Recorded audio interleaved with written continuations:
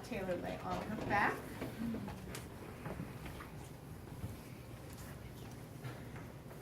The hips and the legs are extended. Many times you're going to be performing this test on someone with back pain and they won't be comfortable laying flat.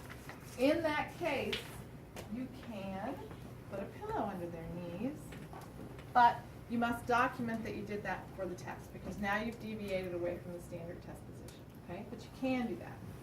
You don't need to say to the patient, I'm sorry, you have to suffer, because I have to do this test exactly perfect the way the book says. All right, now are you comfortable like that? Okay, so basically you're going to have the patient do a crunch, okay? And to say it's a 5, they should be able to bring both of the scapula off of the table with the arms behind the head, okay? And you don't want them to pull on their neck. So the elbows and the ears stay in alignment with the rest of the trunk, so they come up like this, okay? So let's see if you can come up. Now, is she pulling on her head? Okay.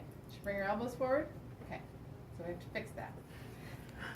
Because she doesn't want you guys to know she's not going to be able to do the 5.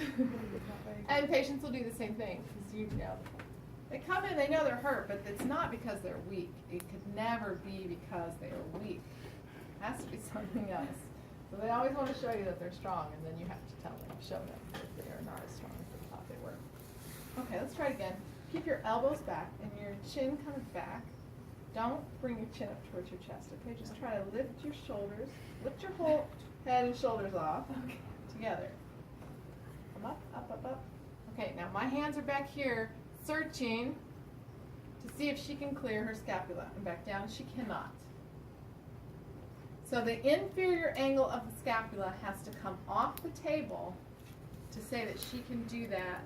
And if she could, that would be a 5, and I'm done with the test. But she can't. So now we're going to go, we always start with the 5 position. If she can't do the 5, we're going to go to the 4 position. 4 position is here. Lever arm is shorter. It's going to be a little bit easier. Okay? Now, try not to jerk your head up, but bring your head up slowly with the rest of your body and try to bring your shoulder blades up off the table. Come up, up, up, up, up, up.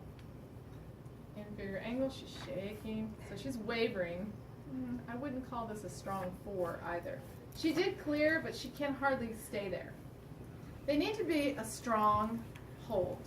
If you're going to call it a 4, she should pop up and hold steady. She came up and was shaking, coming back down, okay?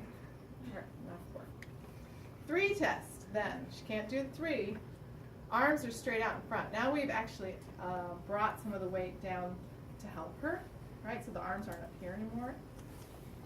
And we're going to do the same thing. Just try to come up, up, up, up. Oh, there we go. See that nice lift? She's a 3. She's a solid 3. If she could not do that, and a lot of patients can't, then the test is like this. A 2 is, can she come up, actually arms stay out in front of you, can she come up partly, can she come up at all? If she could come up, can you come up at all? Okay, if she could come up but not to that nice strong point, only like halfway or less than full, that's a 2. If I asked her to come up off the table, and don't come off the table but contract your muscle, come up, try to come up. I feel a muscle contraction here, but she's not really coming up off the table. That's 1. And if I say, can you try to come up off the table? Arms up here. Can you just try to bring your body up off the table? Try to tighten this muscle. And nothing happens? Nothing. That's a 0. And you'll see those 0, 1, 2s, more neurological, like spinal cord injury. Okay? All right. The next test